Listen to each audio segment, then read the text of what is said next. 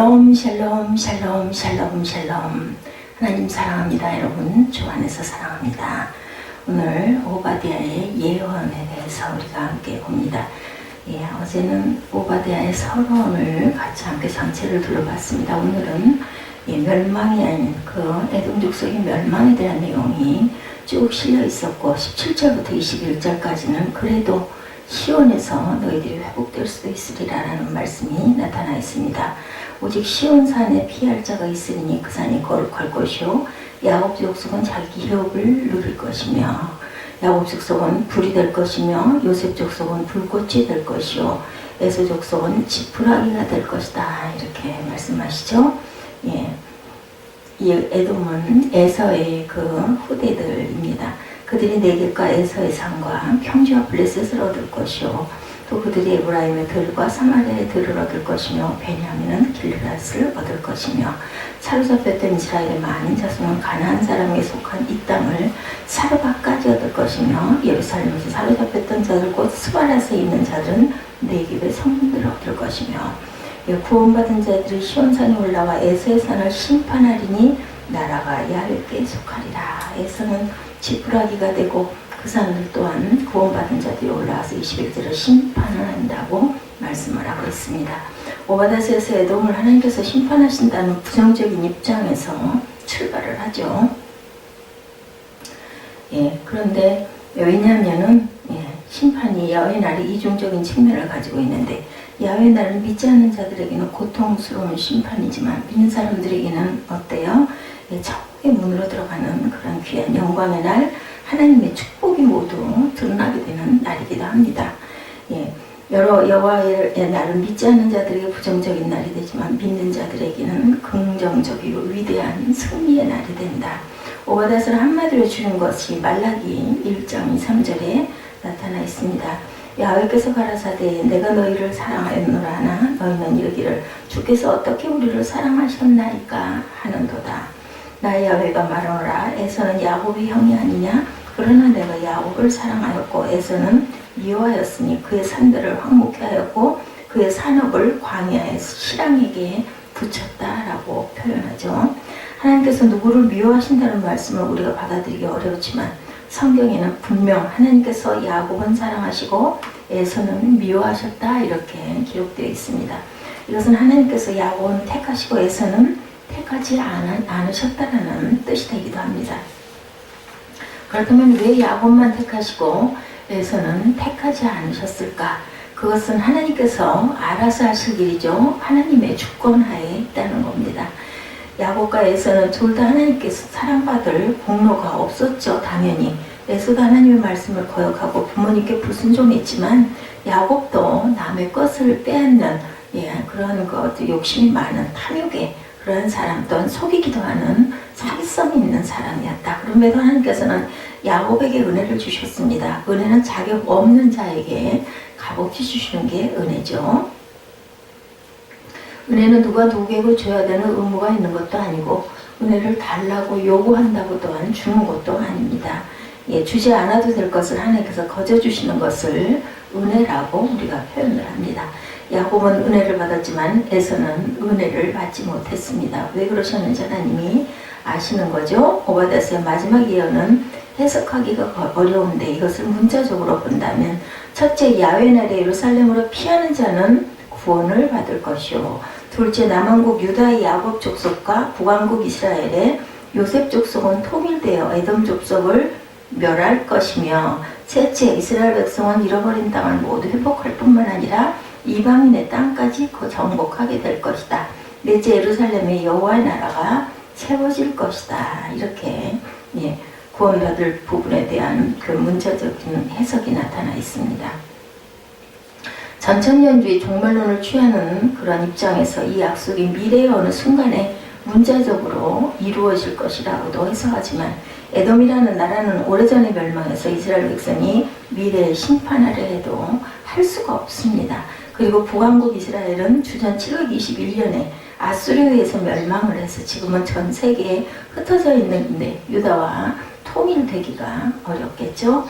그리고 전천년주의자들은 예루살렘의 야훼 나라가 세워져서 성전이 다시 지어지고 그곳에 예수님께서 오셔서 총통치하실 것이라고도 말씀을 합니다. 예수님은 이미 왕이시고 하늘에서 통치하고 계시죠. 예, 그런 분이 예루살렘에 올 이유가 별로 없습니다. 그러므로 이 말씀은 문자적인 해석이 아니라 영적으로 우리가 해석을 해봐야 되는데, 오바댜서의 예언을 세 단어로 표현한 시온산, 정복, 나라, 이런 단어가 대두가 됩니다. 이 세 가지 단어가 오늘 예언의 핵심이죠. 하나님은 택하신 자들을 모아 교회를 세우시고 교회는 거룩한 무리가 되어 천국을 기업으로 받는다. 첫째, 시온산은 교회를 뜻하는 단어인데 오직 시온산에서 피할 자가 있으니 그 산이 거룩할 것이요 야곱 족속은 자기 기업을 누릴 것이며, 이렇게 나타나죠. 오바댜에 보면은 오직 시온산에서 피할 자가 있다는 거죠. 시온산은 예루살렘을 뜻하는데 구약의 예루살렘은 교회 성전을 예표합니다.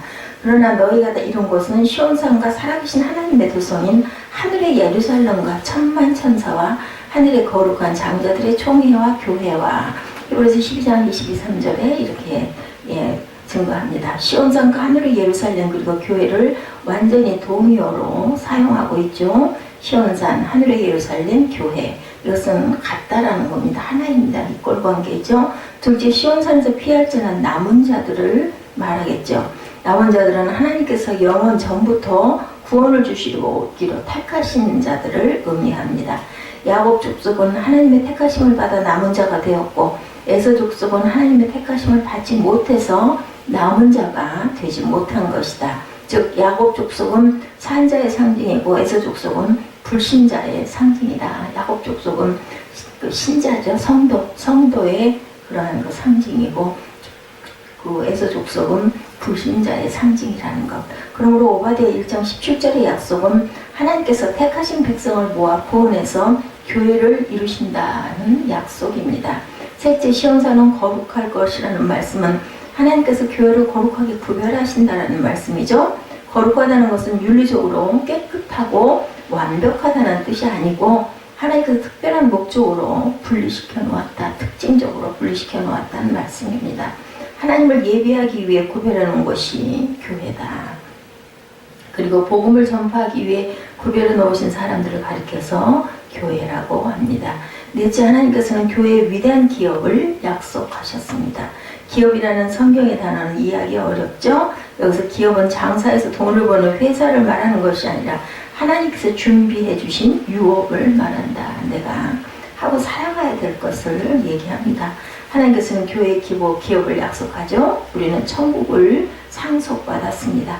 그리고 영생과 부활과 영원한 축복과 새하늘과 새 땅을 약속받은 사람들입니다. 하지만 불신자인 에돔 족속은 단 한 명도 이것을 누리지 못할 것이다. 이렇게 말씀을 합니다. 제가 오바댜 1장 17절을 신약의 용어로 번역해서 읽어보면, 오직 하나님의 교회에는 구원받은 자가 있으리니 하나님의 교회는 하나님께서 분리시켜 놓으신 거룩한 사람이 될 것이며 하나님의 교회는 약속하신 유업을 누리게 될 것이다.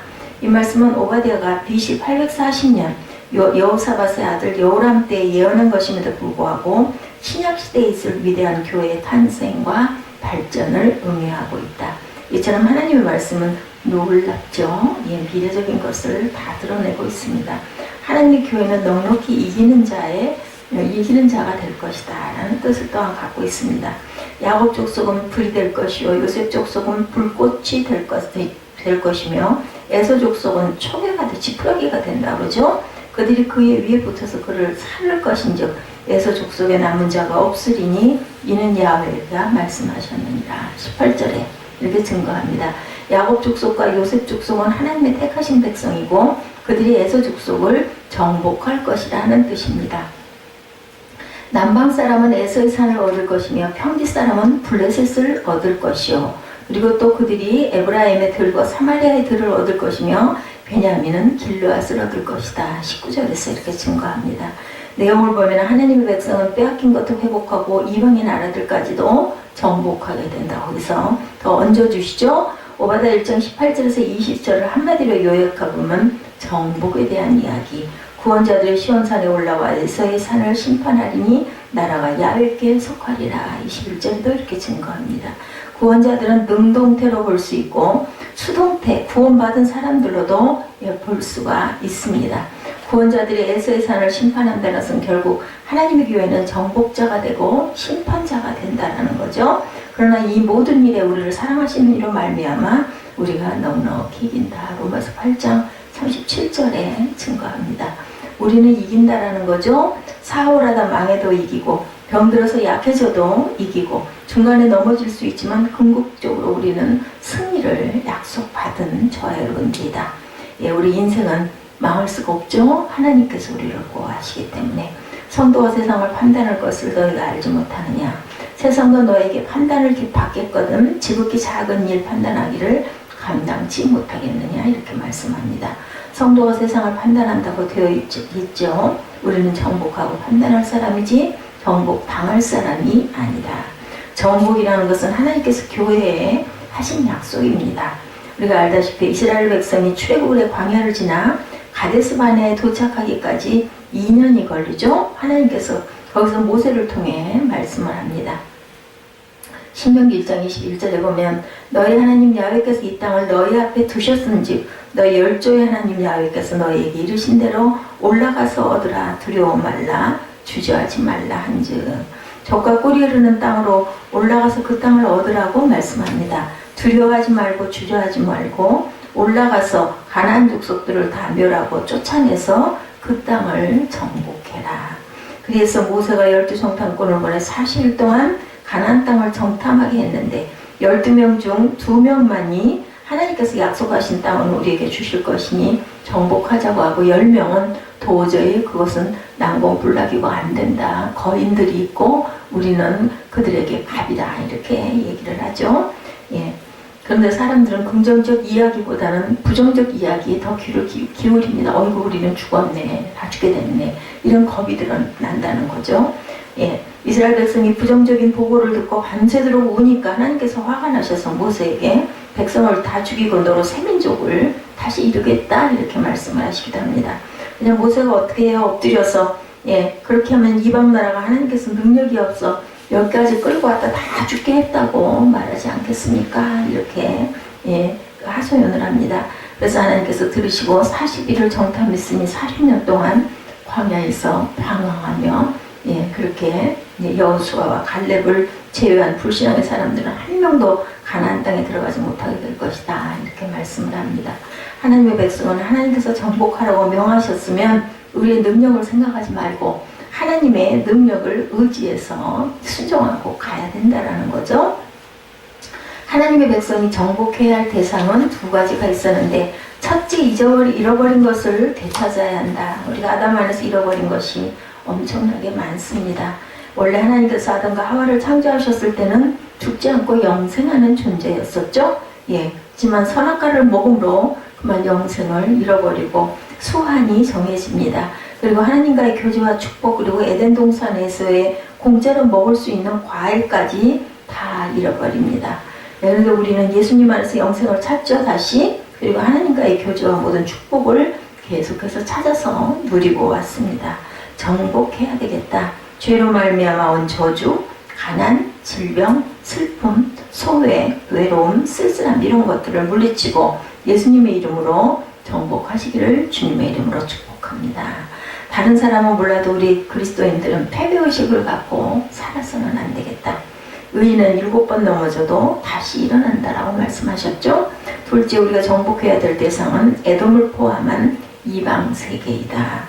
우리 성도들은 복음으로 세상을 정복해야 되고 선교를 해도 공격적인 선교를 해서 광야에 만나도 있고 물도 있고 장막도 있고 살만하니까 주저앉아 있으면 안 된다라는 거죠. 정복해 나아가야 된다. 하나님께서는 광야가 아무리 좋아도 앉아있지 말고 가나안 땅을 정복하고 너희들이 차지해라 이렇게 말씀합니다. 예, 캄보디아 그 선교를 다녀온 어떤 목사님 하신 말씀을 보니 예, 이 미용 의료 선교팀들이 선교지에 가서 하나님께 영광을 돌린 사람만 받아주었는데 모든 사람이 하나님께 영광을 돌렸다라고 합니다. 이처럼 선교도 공격적으로 해야 된다. 그리고 예배당도 열심히 공격적으로 진취적으로 짓고 나가야 된다. 예배당이 지금은 좋아 보여도 10년 뒤에는 또 낙후될 수도 있겠죠? 그럴 때는 열심히 보수도 해야 되겠다. 우리 후손들이 쓰도록 깨끗하게 모든 것들을 잘 준비를 해서 다시 재정비를 해서 물려줄 줄 알아야 되겠죠. 예배당을 지어도 내가 여기 몇 년이나 더 있을까 생각하는 그런 생각을 해서는 안 된다. 예, 다윗 왕이 성전을 지으려고 할 때 하나님께서 뭐라 그러셨어요? 너는 피를 많이 흘리니까 너는 안 되고 내 아들로 그 성전을 짓게 하자고 말씀을 합니다. 그래서 다윗이 가로되 내 아들 솔로몬이 아직 어리고 연약하고 야훼를 위하여 건축할 저는 극히 장려하여 만국의 명성과 영광이 있게 하여 할지라 내가 이제 위하여 준비하리라고 죽기 전에 많은 것을 준비한 그 모습이 역대상 22장 5절에도 증거되어 있죠. 다윗은 성전을 자기가 짓는 것이 아니라 아들이 지을 것인데도 불구하고 아들이 쉽게 성전을 지을 수 있도록 모든 만반의 준비를 다 갖춰줍니다. 우리만 잘 믿고 천국에 가면 그만이지 이런 생각을 해서는 안 되겠다. 그것은 정복적인 사고가 아니죠. 우리는 정복할 사람이지 정복당할 사람들이 절대로 아니라는 것. 인생의 모든 어려운 것들을 예수님의 이름으로 정복하고 살아가시기를 축복합니다. 인류 역사는 야훼 하나님이 통치하시는 한 나라를 향해 움직이고 있다라는 진리를 우리가 알고 믿고 가야 되겠다. 나라가 야훼께 속하니라 마지막 21절에 말씀합니다. 이 간단한 말씀은 인류 역사를 향한 하나님의 위대한 계획을 보여주고 있습니다.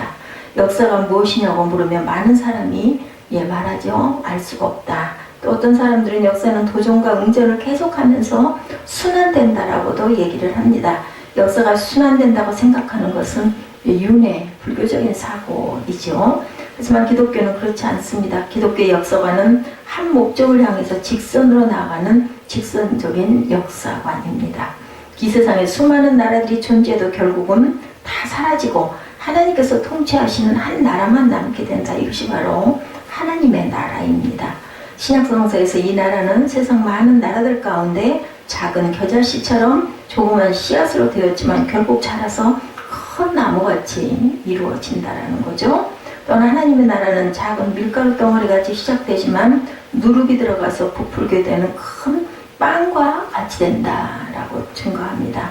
작게 시작해서 크게 성장하고 주 예수 그리스도가 영영이 다스리며 의가 있고 희락이 있고 평강이 있는 나라가 된다. 그 한 나라를 향해서 인류 역사는 움직이고 가고 있다.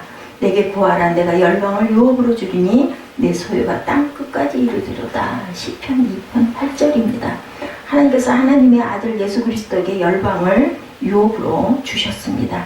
하나님께서 영영한 왕이 돼서 다스리기는 나라가 하나님의 나라인 것이기 때문이죠. 우리는 살아가면서 이 나라의 시민권을 갖고 살아갑니다. 이 나라의 시민권이 없으면 그 사람의 인생은 그저 떠돌이 방랑의 인생이 됩니다. 아무리 그 사람이 돈이 많고 출세해도 소용이 없죠. 하나님의 나라의 시민권을 가진 사람만이 영생을 누리고 영원한 복을 누린다. 하나님의 나라는 두 가지를 가진 사람이 들어가죠. 첫째, 믿음을 가진 사람이죠. 예수 그리스도가 나의 구주시라고 믿음을 가진 사람만 들어갑니다. 둘째, 하나님의 은혜를 받은 사람만 들어갑니다. 하나님의 은혜로 믿음을 가진 사람만 그 나라에 들어간다는 것을 우리가 깊이 깨달아 알고 가야 되겠다. 야고보서 2장 5절입니다. 내 사랑하는 형제들아 들을지어다. 하나님이 세상에 대하여는 가난한 자를 택하사 믿음에 부요하게 하시고 자기를 사랑하는 자들에게 약속하신 나라를 유업으로 받게 아니하셨느냐. 이렇게 질문형으로 말씀합니다. 데살로니가전서 2장 12절에 이는 너희를 부르사 자기 나라와 영광에 이르게 하시는 하나님께 합당히 행하게 하려 함이라고 말씀합니다. 하나님의 나라는 영광스럽죠. 그런데 영광스러운 하나님의 나라에 들어가지 못하면 결국은 어디로 들어가요? 흑암의 권세에 건져져서 그의 사랑의 아들의 나라로 옮겨질 수가 없고 흑암의 권세에 눌려서 죽는다. 골로새서 1장 13절에 증거합니다. 마귀가 있는 지옥으로 가죠. 지옥의 특징은 두 가지입니다. 영원하다는 것, 영벌을 받는다라는 것. 두렵죠. 이런 이야기는 성경과 교회 그리고 믿음을 가진 사람들만 하는 거지 대학이나 신문에서 볼 수 있는 것이 아니죠. 하지만 이것은 하나님께서 하시는 말씀입니다. 저와 여러분들에게 위대한 미래 기업이 약속되어 있죠. 또한 현재도 모든 저주를 정복할 권세를 주셨습니다. 절대로 멸망당할 사람들이 아니라 우리가 정복을 당할 사람들이 아니라 우리는 세워져 갈 사람들, 앞으로 나아갈 사람들이다. 정복하고 갈 사람들입니다. 내게 하나님께서 권세를 주셨으니 나사렛 예수 이름으로 명하노라. 저주는 물러가고 질병도 물러가고 가난도 물러갈지어다. 이렇게 우리는 선포해야 되겠죠? 내가 너를 정복하노라. 정복당할 자들이 아닙니다. 정복해 갈 자입니다. 어땠어요? 출애굽 백성들이 가나안에 들어가서 그 모든 것들을 여리고성부터 아이성부터 계속 정복해 나가라고 하나님께서는 명령하셨습니다. 내가 너와 함께 할 거니 넌 걱정하지 말고 내가 하라는 대로만 해라 말씀하죠. 우리는 이방인의 믿음으로 정복해야 될 권세가 있고 사명도 있습니다. 하나님의 은혜로 하나님 나라의 백성이 되었습니다. 저희들은 최후 승리의 그날까지 좌절하지 말고 계속해서 정복해 나가는 하나님의 나라의 백성이 되시기를 주님의 이름으로 축복합니다. 오늘은 오바댜의 예언 1장 17절에서 21절에서는 하나님께서 멸망시키시고 야곱의 후손들을 시온산에서 너희들을 다시 남은 자들이 일어날 것이다 라는 그런 말씀이죠. 오바댜 전체의 말씀은 에돔의 멸망에 대한 것이 기록되어 있고 성경 중에서 가장 짧은 21절까지 한 장으로 되어 있는 그러한 예언서 소선지서에 속합니다. 우리 오바댜 1장 17절에서 21절까지 합독하시고 기도하는 시간 갖도록 합니다.